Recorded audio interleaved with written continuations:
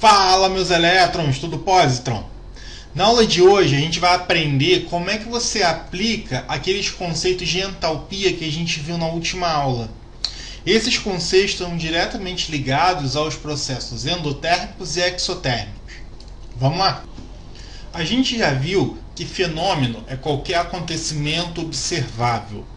Esses fenômenos podem ser classificados como fenômenos físicos, quando não tem mudança de natureza da substância, ou fenômenos químicos, quando ocorre mudança da natureza da minha substância. Essas transformações, tanto dos fenômenos físicos quanto dos fenômenos químicos, envolvem trocas de calor, energia. Quando você tem a formação ou ruptura de ligações químicas, você está interagindo energia com matéria.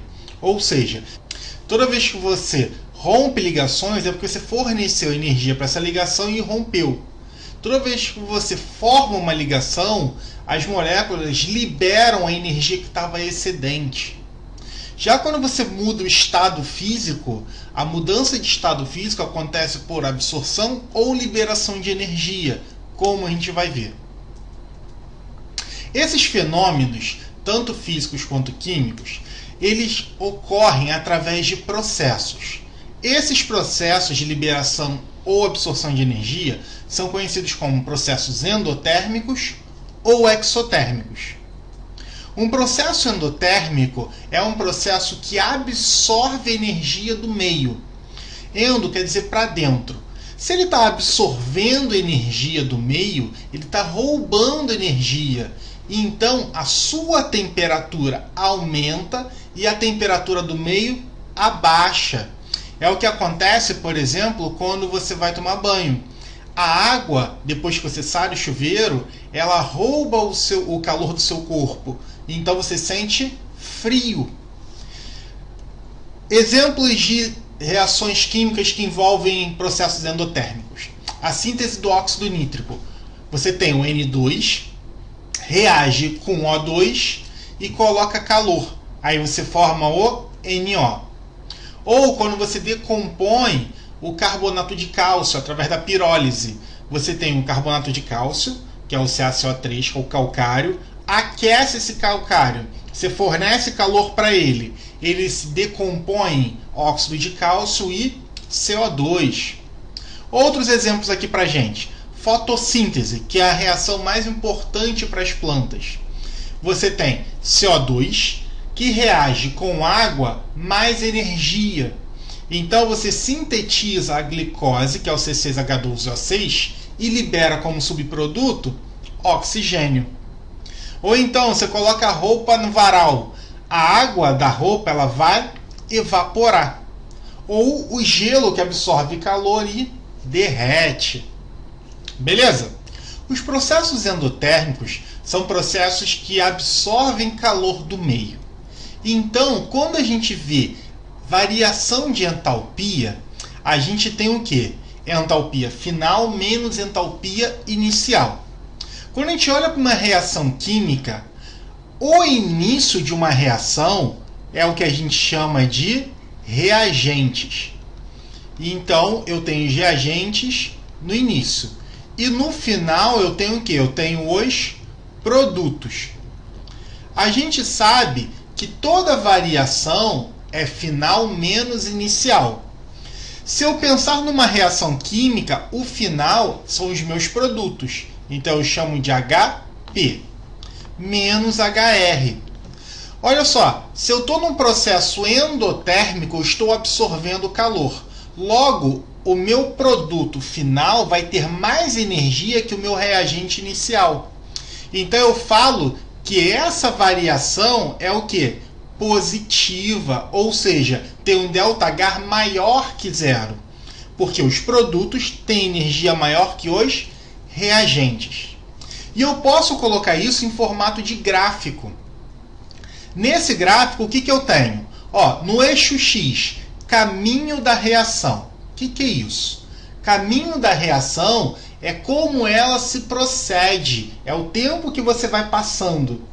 E aqui, no eixo Y, que é na vertical, a gente tem o quê? A entalpia, a energia.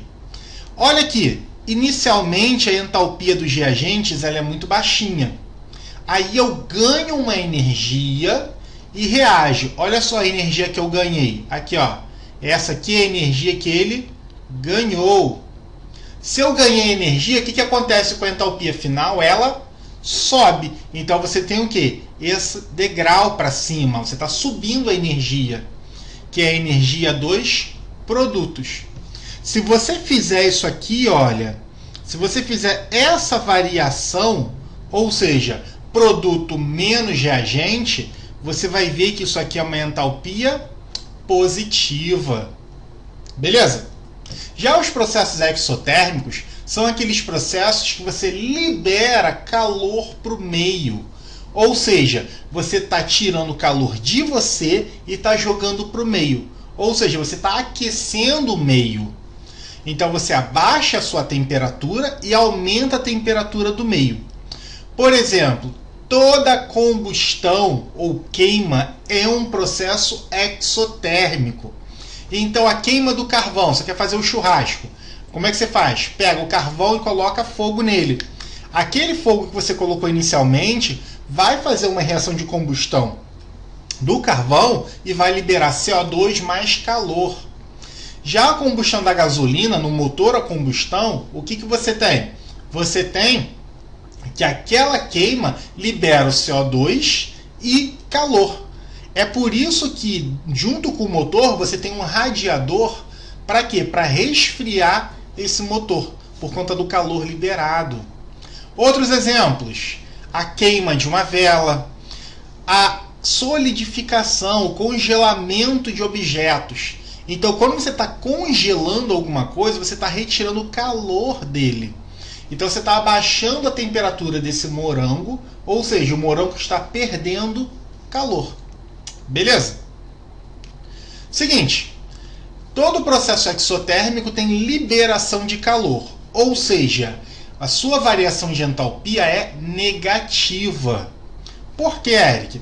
Seguinte, a gente sabe, aqui ó, a gente sabe que eu tenho os reagentes e os produtos. Beleza? Como eu estou liberando calor, o que acontece? O meu ΔH vai ser o quê? H do produto menos H dos reagentes. Se eu estou perdendo, o meu final vai ser menor que o inicial. Logo, quando eu fizer essa subtração, o HR vai ser maior. Ou seja, esse número vai dar um número negativo. Então a gente fala que o ΔH é negativo, eu estou liberando. Em formato de gráfico, o que eu tenho? Eu tenho isso aqui, olha. A entalpia dos reagentes, eu começo alta. Aí o que eu faço? Libero essa energia. Quando eu liberar, a energia dos produtos, olha, vai diminuir. Então, o gráfico de um processo exotérmico, o que acontece? Ele cai, ele desce. E esse ΔH aqui quer dizer que eu estou liberando. Então, se por acaso eu fizer o quê? O meu ΔH aqui, isso aqui vai me dar um número negativo. Beleza? Aqui um quadro resumo para vocês. A minha reação, ela pode absorver ou liberar energia. Se ela absorve, ela é chamada de processo endotérmico. Por exemplo, fotossíntese. Se por acaso eu tenho um processo endotérmico, a minha energia final é maior que a energia inicial.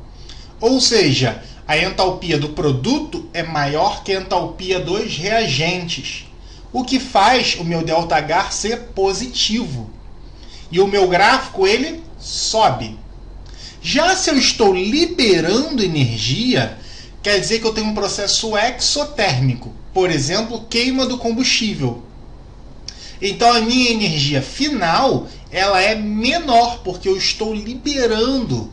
Se a minha entalpia do produto é menor que a dos reagentes, logo o meu ΔH vai ser negativo. Beleza? E o meu gráfico ele vai descer. Galera, então é isso. Na aula de hoje a gente viu essa ideia de processos endotérmicos e exotérmicos. Endo quando absorve, exo quando libera. Muito obrigado, até a próxima. Beijos no elétron!